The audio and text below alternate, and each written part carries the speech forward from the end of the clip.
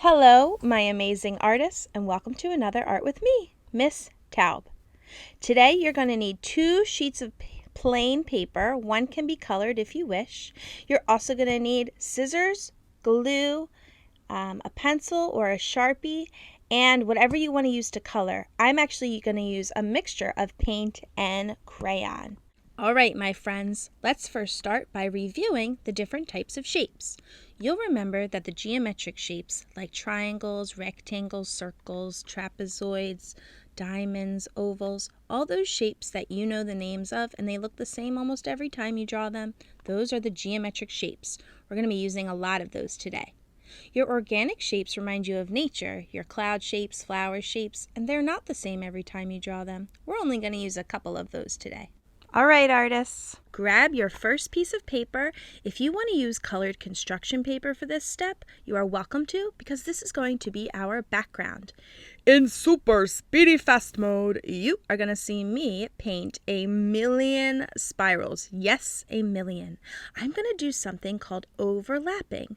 That means I'm going to draw spirals over top of other spirals using the cool colors, purples, turquoise, and blue. You can use whatever colors you want, but please fill up your paper with a lot of spirals to create the beautiful background for your snowman. I'm going to put this off to the side while I draw my snowman, but I'm going to come back to it later. Now it's time to use that other piece of paper and a pencil to draw our snowman. Feel free to pause this video because I do know that I go a little bit fast. You're going to want to start with a horizontal line very close to the top and give it 2 short feet and connect. That creates our first shape, a rectangle. 2 more feet and another horizontal line will create the ribbon. I like to add some details in my ribbon. 2 more horizontal lines on the side and 1 more rectangle, and you will see that we have made the hat for our snowman. 2 more geometric shapes, circles for eyes. I like to do a small circle inside and color the big part to create the shine for my eye.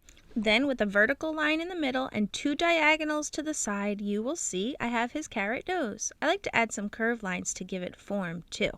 Then a couple of small dots to create the smile for my snowman, and finally I will do a nice curved line right underneath for what will be the scarf. Once you have that curve underneath, we're actually going to do the scarf first by using an organic shape.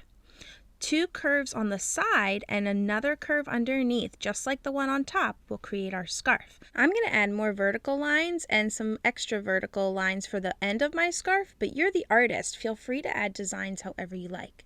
Now to connect our head, I'm going to do 2 curves that connect the scarf to the hat.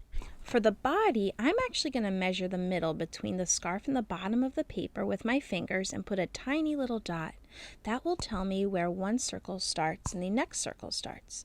Then with my finger, I'm going to practice my lines, and when I think I've got it right, I'll draw the circle for the middle part of his body and the circle for the bottom part of his body using curved lines.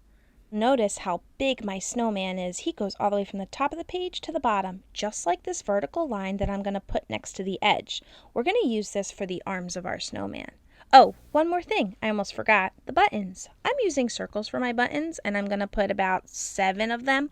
But again, you're the artist. You could use triangles or rectangles. It's up to you.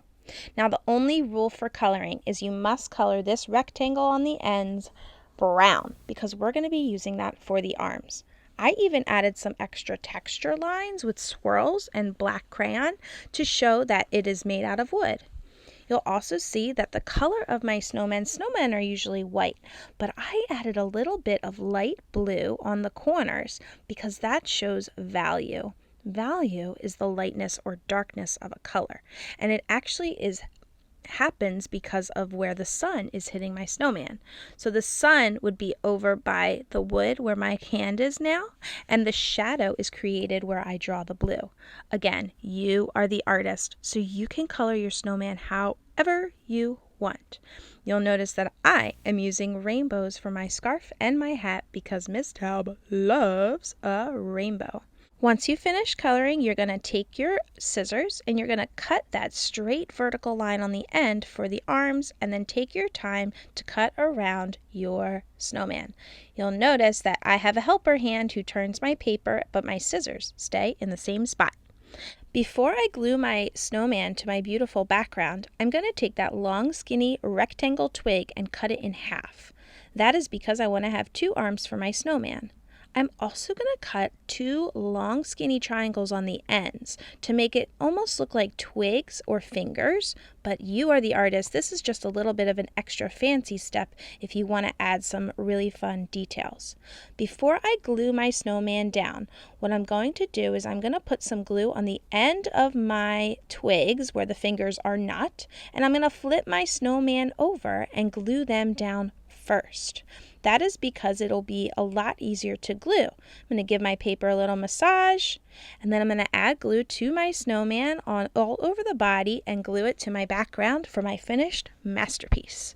You will notice that I give him another massage. I want to make sure that he is really stuck to that paper. So I even add some extra glue on his twig arms to make sure that it is nice and flat before I sign the bottom so that everyone knows whose snowman masterpiece this is. I cannot wait to see the beautiful spiral backgrounds and snowmen that you guys create.